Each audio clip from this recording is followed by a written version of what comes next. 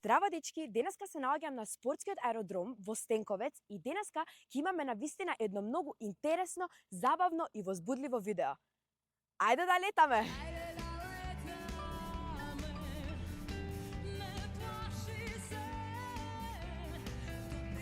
Здраво Јован, ви благодарам многу што одвоивте време за да можеме јас и моите гледачи малку подобро да се запознаеме со вашата професија.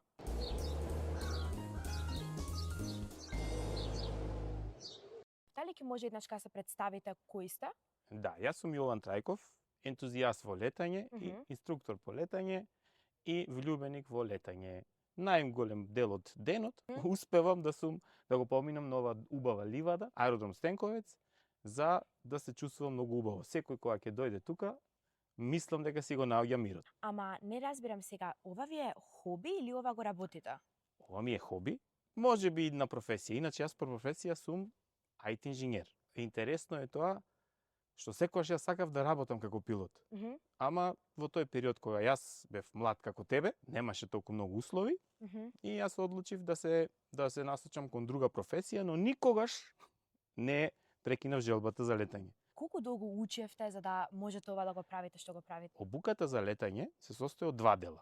Првиот дел е ground school, значи учење на училница. Вториот дел е практичниот дел, каде што се учи во авион со инструктор. Ground schoolот од прилика е негде, да речам, околу 6 месеци. Обуката за летање зависи на кој тип на авион. Ова е генерална авиација авион, тој таму е ултралет авион. За овој ни треба прилика околу 45 часа летање со инструктор, за тој таму ни треба околу 30 часа летање со инструктор и после тоа ќе може да си полагаш за дозвола ако сакаш. А на колку години може да кажам тоа да се направи? Едричарство се почнува од 15 години. Може да те пуштат сама да леташ прв пат на 16. Значи јас би можела за 3 години сама да летам. Да, порано од кола. Да, баш интересно. А на авион, пак, можеш да почнеш на 16 години, на 17 може да те пуштат сама да леташ прв пат со авион. Како е тоа направено така? За да секогаш најдобро е да се почне први со едриличарство, па кога ќе научиш да леташ едрилици, продолжуваш да леташ авиони. Една анегдота ќе ти кажам. Може. Во Луфтханза, например, пилотите, иако е тој професионален пилот, ако нема едриличарство, ги пуштале да научат едрилици, пошто така се побезбедни подобри пилоти. Значи, едриличарството е основата на летањето. Едриличарството е исто како авионот, само нема мотор. Ама како правите ве, например, кога нешто ќе се расипе, да кажам, на авионот? Тоа е идеја. Кога ќе се расипе, авионот после станува едрилица. И го леташ како едрилица. Тој авионот, ако прекини моторот да работи, авионот продолжува да лета. Друга е физиката на летање, не е моторот тој што го лета авионот. Моторот е само за да може да го полета авионот и да се движи право, со сила. А сервисот вие сами го правите? Сервисот не. Сервис имаме тука на овај аеродром, сервис кој се наоѓа во аероклубот Скопје и овој авион беше сега на сервис и сега е вратен од сервис. Сега треба да се регистрира да почне да се лета. За да може некој да прави авиони, мора исто така обука да заврши. Таа е малце поголема дури, Анастасија. Таа е 2 години. Треба да учиш за да можеш да станеш механичар кој ќе може да штрафои на некој авион. Колку од прилика е да кажам кошта еден авион? Коштање на авиони различни се цени. Јас ќе би ти кажал колку кошта, например, за да некој да стане пилот на авион. Значи 10.000 евра кошта обуката за летање на авион. Околу 2.500 до 3.000 евра кошта за да ако сакаш да леташ едрилици. А после натаму, за да станеш пилот кој ќе може да влези во Визер, например, да биде пилот, или во Луфтханза, или било каде, од прилика треба негде околу 65 до 70.000 евра. Од прилика исто како еден факултет.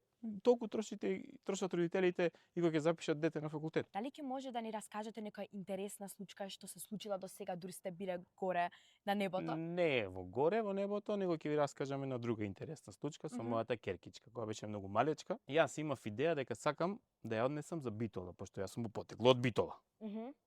И заради тоа хангарот е крстен битолскиот. И таа беше многу малечка и со мојата сопруга се договоривме дека јас ќе однесам со авион за Битола. И дојдовме на аеродром, влеговме во авионот и на мојата Елена и кажав да пее. И таа пееше. Ено маче. И сега го запаливме авионот, таа беше среќна, пеевме. Дојдовме на писта, за да полетаме. Како полетавме, прекина со пеење, се уплаши.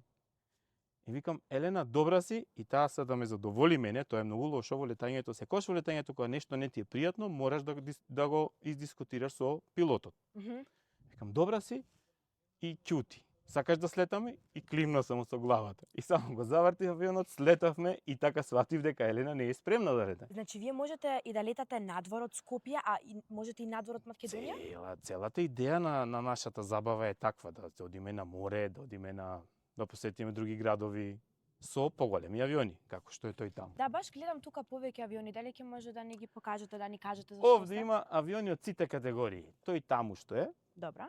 е ултралесен авион. Тој е авион за некој да проба дали сака да лета воопшто. Таму седнуваш со инструктор. Како мене. И пробуваш да видиш дали сакаш да леташ. Па денес ќе пробаме дали сакаш ти да леташ. Што, се уплаши? Не треба да се плашиш. Стравот не чува нас. Зато ние ги чуваме авионите добро и така натаму. Разбирам, па би сакала, ама пред тоа да го направиме, дали ќе може да ни кажете овој авион? Овој авион е интересен. Овој авион се вика Цитабрија. Ако го читаш од позади, е Air Bati. Овој авион е направен за да може да лета акробации. Јас овој авион летам акробации, вртење, секакви вртења. Не ви се лоши?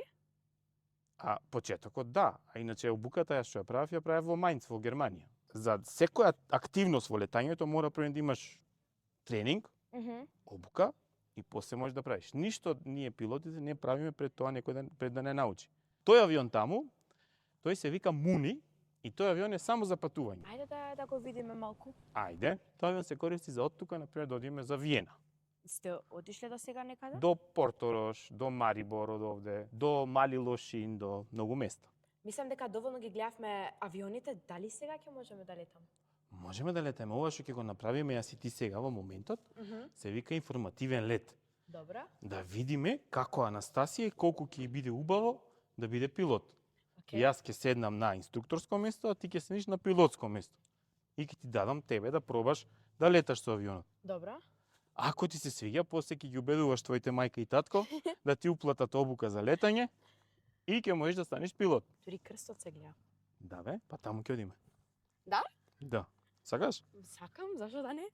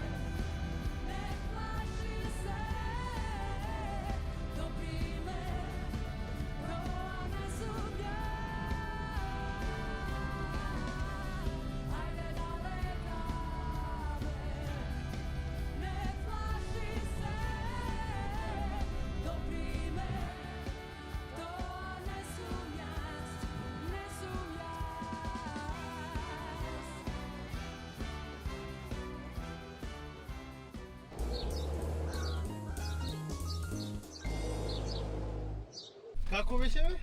Добро беше. И на крај утривме у камен.